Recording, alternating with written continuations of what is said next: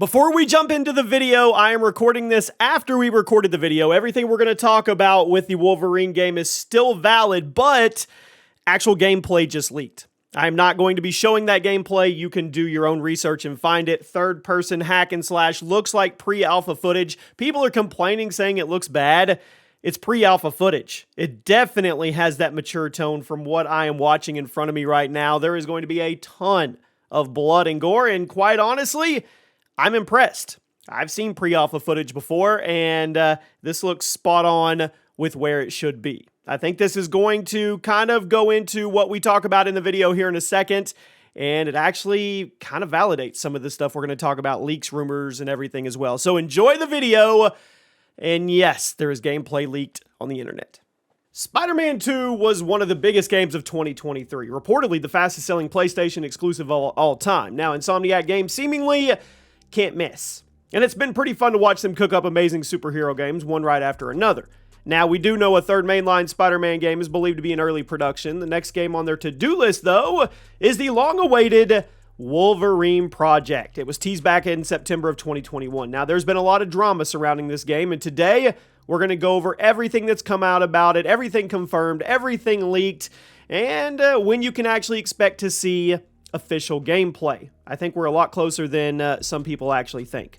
So let me know in the comments if you're excited for Insomniac's game. Drop a like. And are you excited for Suicide Squad Kill the Justice League? It was trending on Twitter this morning and not in a good way. I think footage leaked. I don't know. Anyway, you guys could go check it all out and let me know what you think. I'm going to play it just because I think it's going to be a wild story. But anyway, that's not what this video is about. So as you probably heard, Insomniac Games were recently hacked by a notorious hacker group known as Rice, something like that. They claim to have gotten access to a lot of confidential stuff from within the studio.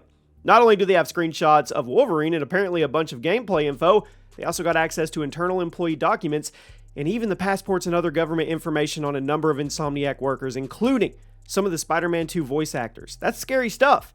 Apparently, the hackers are demanding either 50 Bitcoin or $2 million for the files and screenshots and are even holding an auction for it on their website. But as of the making this video, nobody has taken them up on it, including Sony.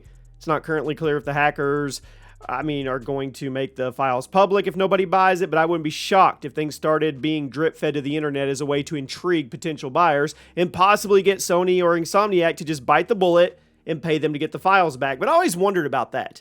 You know they can copy the files, right? So how do you ever guarantee that they still don't have copies? I just always wonder that. Anyway, that being said, I think we're about to see a lot of stuff about Wolverine get leaked very, very soon because there's only two possible outcomes to this situation. Before we get into them, if you guys get anything from G2A, use code CHAOS. Get yourself some cash back, whether you're getting Steam codes, new PC games, whatever it may be. The link is at the top of the description. Now, the first outcome is that the files are bought by a third party and likely made public because why would you pay $2 million for a leak if you were just going to keep it private? Second outcome is that the hackers just start making the stuff public on their own site because they couldn't find a buyer because they just want to keep messing with Insomniac and Sony. The only way all of this stolen material doesn't go public is if Insomniac or Sony pays the hackers to get everything back. And I don't think it's going to happen, at least not before some of it goes public, at which point the damage is done.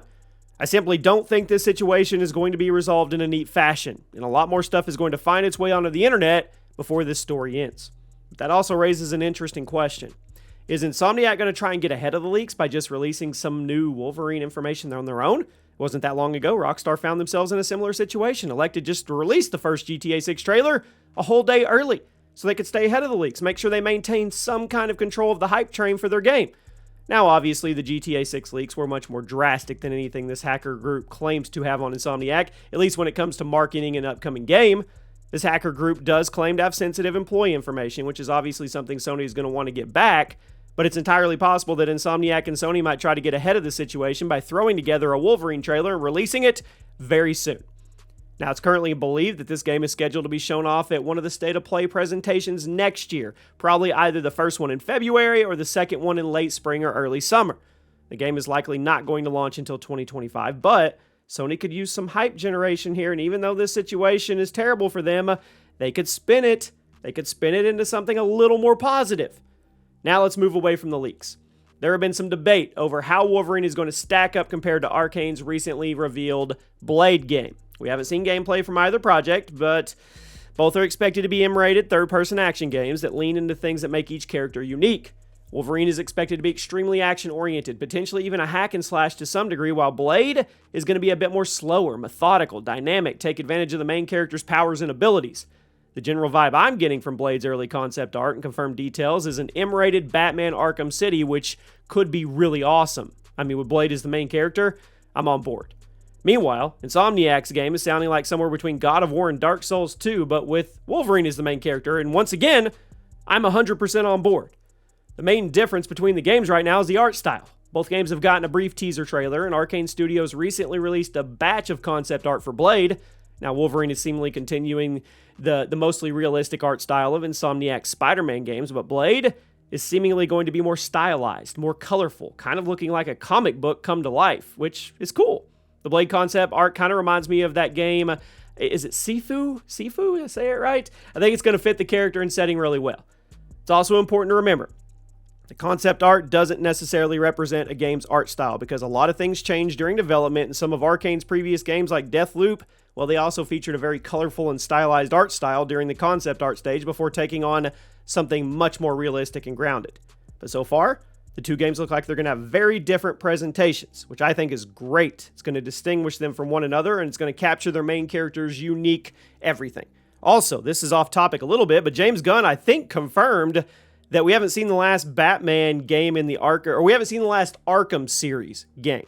I mean, Suicide Squad is trending, like I said, but I just saw on Twitter a little while ago, he confirmed that we haven't seen the last one. So maybe we're going to get another Batman game. Anyway, I know that has nothing to do with this. Now, this upcoming competition between these two M-rated Marvel games raises an interesting topic. Are Sony and Microsoft going to keep snatching up various Marvel properties to turn into exclusive games? How divided is this war going to get? It's kind of lame that Marvel characters are one by one finding themselves locked behind console exclusivity because this never used to be a thing. Before Sony picked up the exclusive rights to Spider-Man, Marvel video games would generally be on every single platform. But if this trend continues, gamers will eventually be forced to get both an Xbox or a PlayStation if they want to play every new Marvel game, or they could just get a PC.